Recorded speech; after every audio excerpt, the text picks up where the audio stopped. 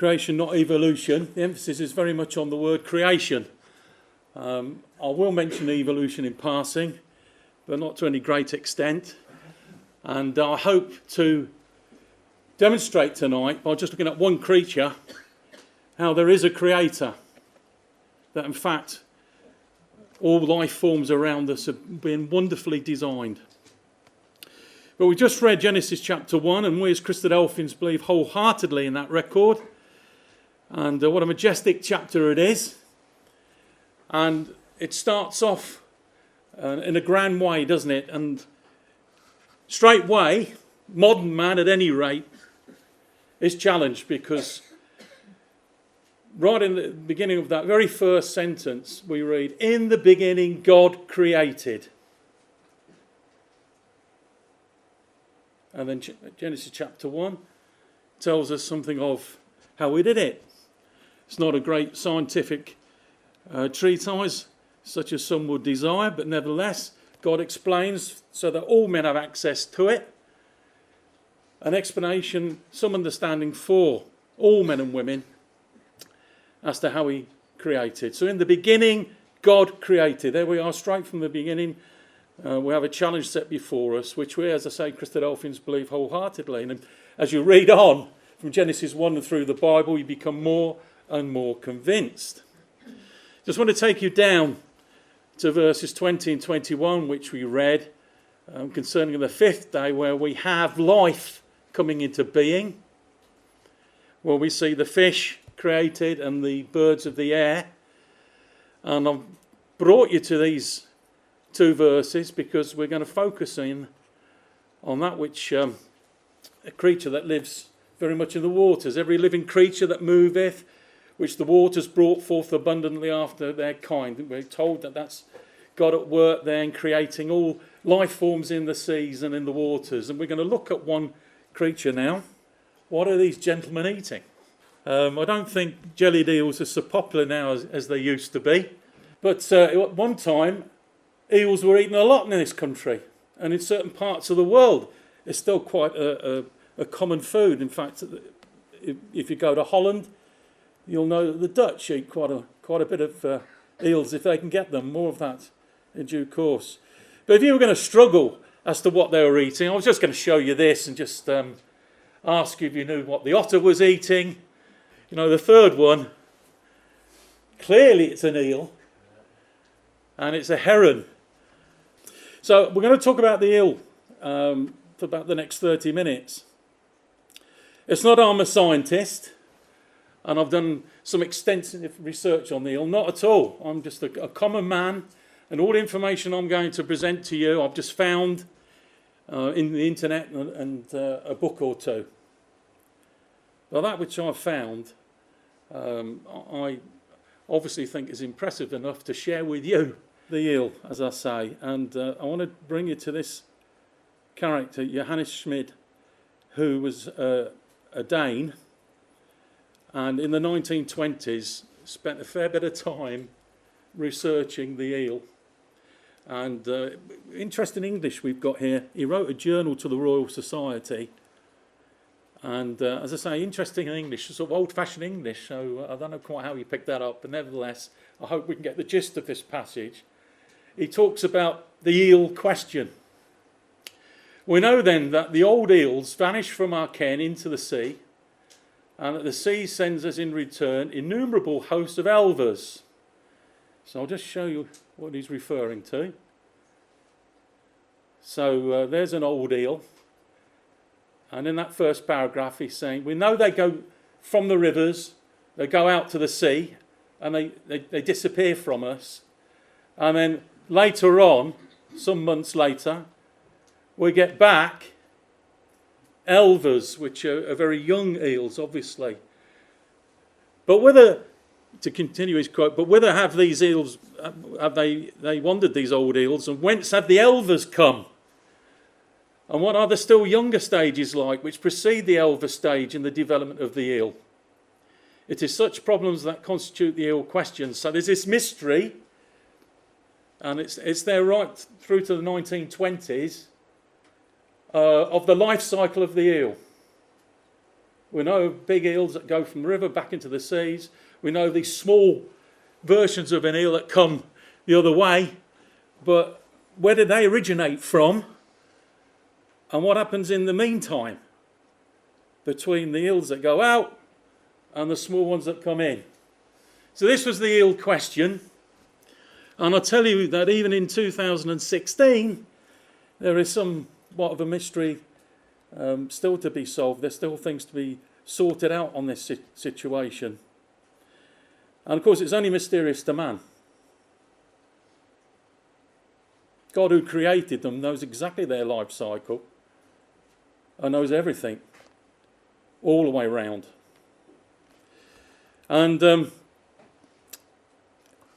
he was a little bit unfair, really, was our Danish scientist, because in 1886, a Frenchman did a little bit of work on the eel. He found these, I believe it was in the Mediterranean. He caught some Leptocephalus breviarius. So I made a real mess of it. I rather like what's in brackets, flathead. That will do for now. He caught some flathead. And everyone up to that point, up to 1886, and a little bit later, I'll show you that in a moment, all thought they were fish. All thought they were fish. Well, he got these so-called fish, took them home to his laboratory, and from these small 2-inch, 5-centimetre creatures that were supposed to be fish, he actually found himself feeding up and having eels before him. And it just pauses in there. It just shows you, it's a little demonstration of how ignorant man can be for so long. You know, men even in the 1880s thought they were pretty sharp and knew quite a bit. Well, these fish were not fish at all, they're eels. Poor chap, it took him to 1893 before people actually recognised his work. They gave him a bit of a hard time. But by 1893 it was accepted indeed that the flatheads are actually very small eels. The reason why they're called flathead is you can perhaps anticipate, you know, it's a very flat, leaf-like shape. In fact, I've got that in that paragraph, a leaf-like 2-inch creature. Well, going back to our friend Mr. Schmid, in the 1920s, as I say, he started to look into this further, and he went out into the Atlantic. Must have been out there weeks on end researching, and he found out that the further he went out to sea, the smaller these flatheads seemed to be. So he may well have found some that were about 2 inches, then it went down to 1 inch, and smaller they went. And in 1922 he went as far as the Sargasso Sea, which is south of Bermuda. There's a map for you, and I understand the Sargasso Sea is the only sea in the world without a coastline, which is kind of strange in itself, but there you are. He went as far as there, and then he could find no young eels, as it were, any smaller. So he found something out that nobody else was aware of before, and he identified that the Sargasso Sea was the area where the spawning grounds must be for these fish. That's what an eel is. It's a type of fish. Despite what I said earlier, it's a fish creature, but it's not fish in the normal sense, as I'm sure you'll understand. But anyway, Sargasso Sea being the place of their origin. Now, just to make life a little bit more interesting, as well as the European eel that we're talking about now, there is something called the American eel, and they also come from the Sargasso Sea, but they go up to the North American coastline, up to Canada and so on. But I'm not going to talk about those, and there are some differences between the two. But the Sargasso Sea from there seems to be the birthplace for these young eels. And in his research, but in my paragraph above, by the time these actually get to our shores, get over to Europe, Thanks for the Gulf Stream bringing them on their way, and it may take a year, might take up to 3 years. Again, there's a bit of a mystery on that. There's a bit of debate on that, even now. Saying 2016, how long does it actually take?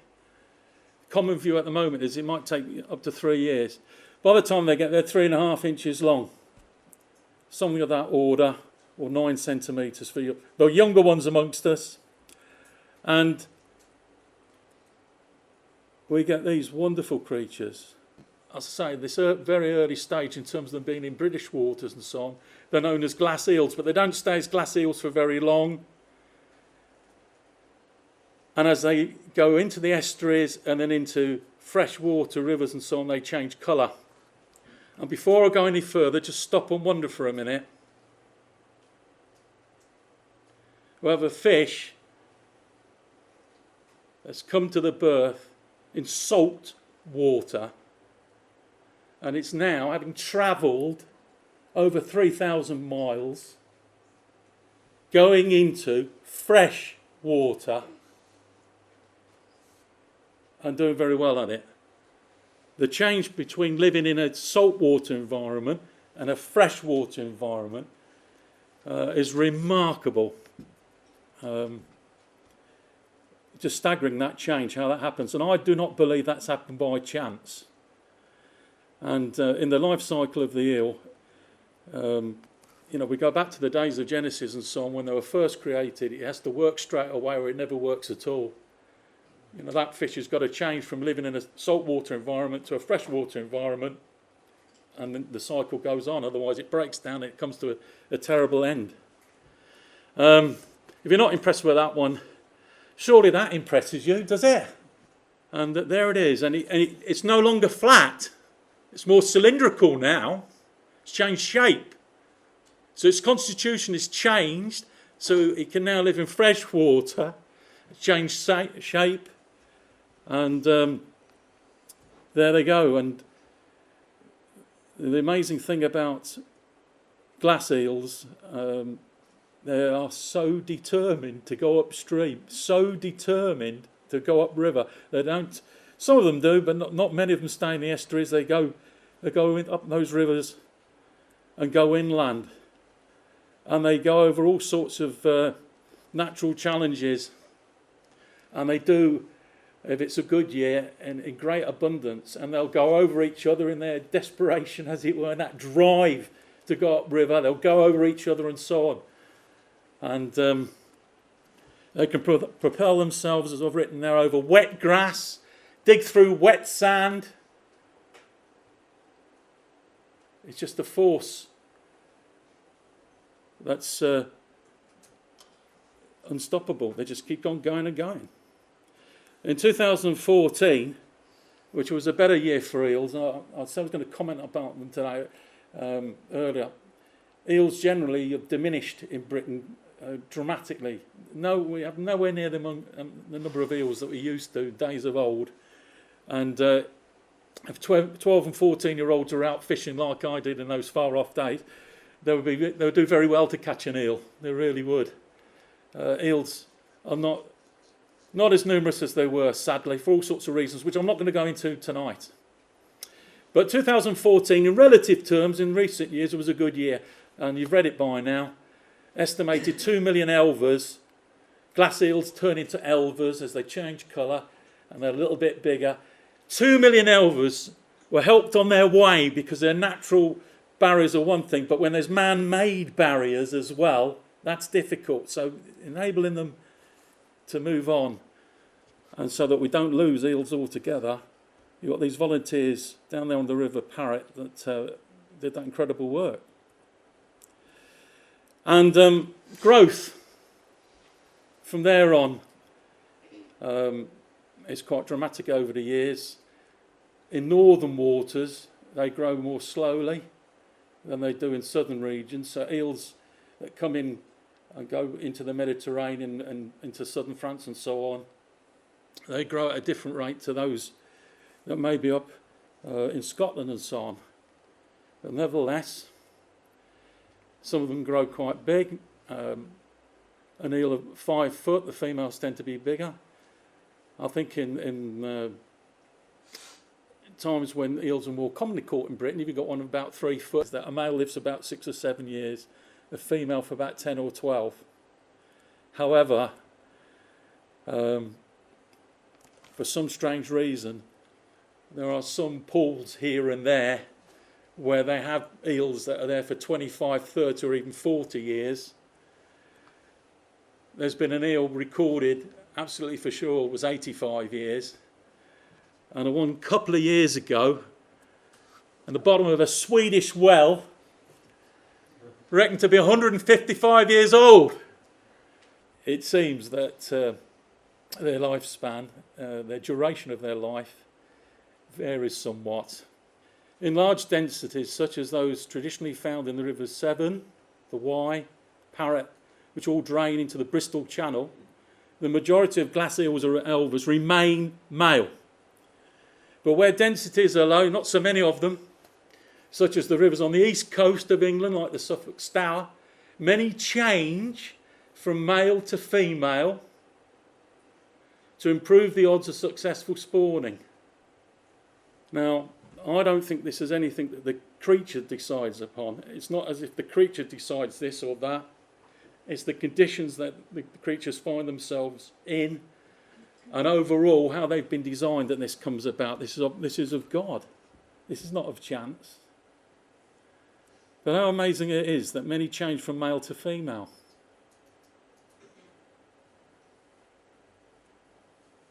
Just pause there for a moment. There's a lovely prayer in Nehemiah. Faithful men coming together.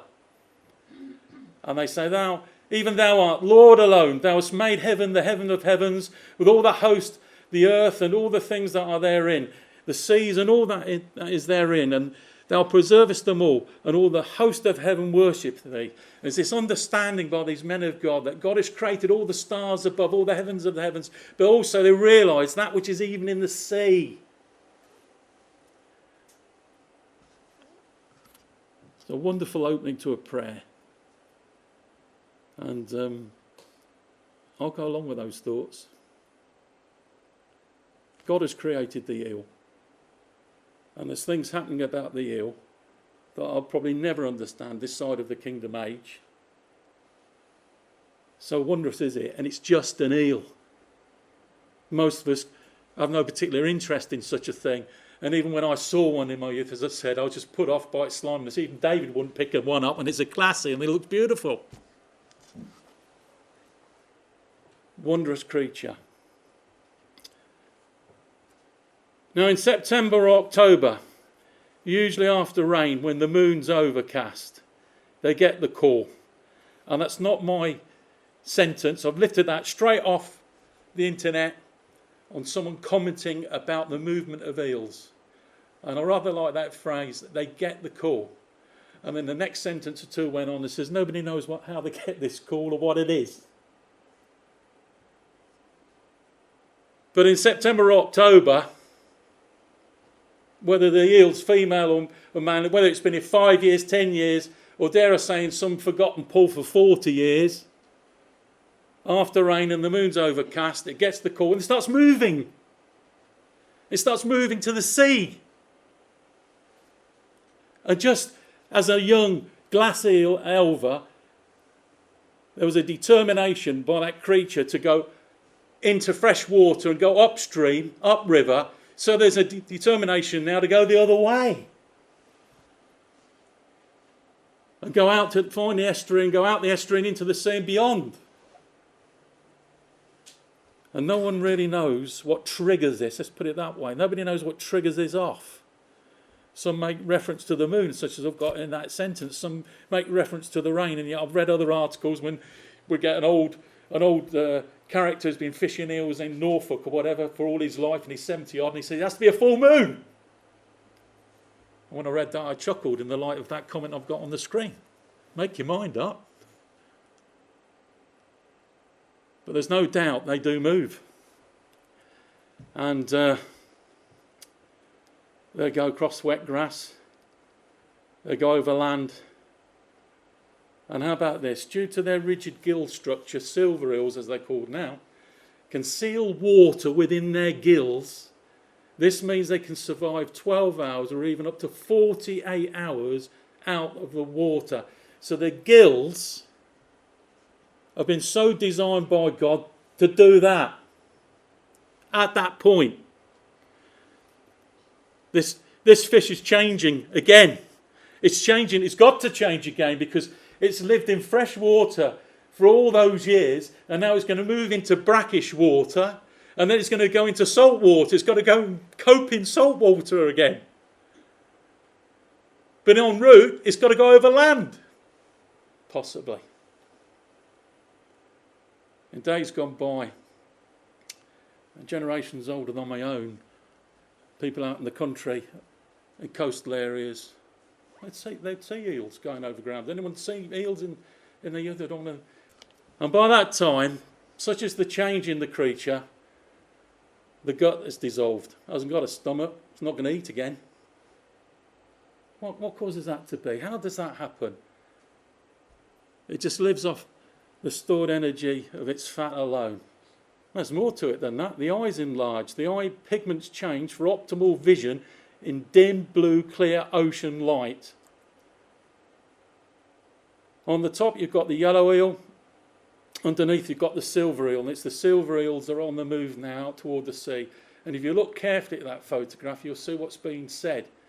The eye gets bigger and it changes so the eye can see in the depths, and we'll see how deep in a moment, in the depths of sea water, of the ocean, as opposed to a shallow stream. It's got a different coloration, as I've already been referred to, different coloration for counter shading. So it helps in terms of predators. Got to change colour as well. It does. It's all being designed to do that. It's been programmed to do that. This is not by a lucky throw of the dice and a lucky throw of the dice again and again and again and again, and have mutation after mutation after mutation over millions and millions of years. No, don't fall for that one. The cycle's got to work round one and then every subsequent round. Otherwise, there's no cycle. And so it's programmed to do this, and it changes. Again, some debate on this one. At least 6 months. Some would say it's longer than that. But anyway, at least 6 months, that's the view at the moment. These eels, when they reach the sea, travel at 3,720 miles to the spawning grounds. And I hope you can remember where the spawning grounds were. That sea without a coastline. If they survived the heron, the otter, and another fisherman on the route, and if it had to go over land, and it wasn't longer than 48 hours, they'd end up in the Sargasso Sea. And that has been happening for centuries and centuries and centuries. That was happening for many a long year before 1922. And there's our little diagram. And they've recently discovered in the last couple of years something else which is astounding. The eels first head south towards the Azores. They then pick up the conveyor belt ocean current that propels them towards the Sargasso Sea. They go by the most efficient route rather than the shortest. Up to 3 years ago, everyone thought they went the shortest way. Surely they did. And the problem of the timing is because when these eels go on the move, and when they're reckoned to spawn in April, how can they possibly do 3,720 miles in those few months? How can they possibly do it? How fast are they swimming at? You know, if they swim at 15 miles an hour, they're not going to get there. But now they know. Rather than going shortest route, they go south. They go down off West Africa. And then having got down to West Africa, they're swept along by the current. Probably a lot faster than 15 miles an hour. Now, no one's going to tell me that's come by chance. That some eels, by good fortune, managed to achieve this, and then they reproduced others that somehow remembered, or somehow it was in their genes, and so they could do it again and again and again. It's always been the case. It's been designed thus. And so they go the most efficient route rather than the shortest.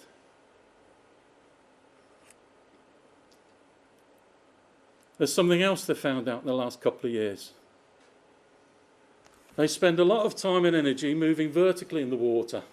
During the day, they might swim as deep as 1.2 kilometres, 3/4 of a mile down, 3/4 of a mile down, and then at night, they come up to about 200 metres. And there's all sorts of discussions as to what's going on there. The behaviour is likely to be connected with navigation, the avoidance of predators. At least that's a common held view. But there are others that say, hang on a minute, it might be something to do with exposure to temperature, and the temperature changes somehow affects them in terms of their reproductive organs. Because eels don't become fully mature to reproduce until they get to the Sargasso Sea. So some think it's got something to do with that. And there are a few people, because there's so many things in the world. There are so many things to be researching. There's so many wonderful things of God's creation. For those scientists, whether they believe in God or not, there's so many things for them to look at. I guess the eel comes down pretty low on the list. So there's still a lot they don't know, and there's only a few people that are looking. But they found out as they put transmitters in one or two eels, just had the technology to do this in recent times. They've done it recently with cuckoos, which is another talk I've done, and another fantastic thing to be following through, seeing the migration of cuckoos. We've learnt a lot about cuckoos in the last 3 or 4 years. Anyway, same idea. We've got the technology now to put transmitters and get these transmitters on eels, and they put these transmitters on these eels, and that's how they discovered they go south, most efficient route, go down towards the Azores. The only problem was transmission stops, etc., and they've discovered now that not only otters eat eels, not only herons eat eels, and the occasional human being eats eels, pilot whales eat eels. There's our cycle. The eggs.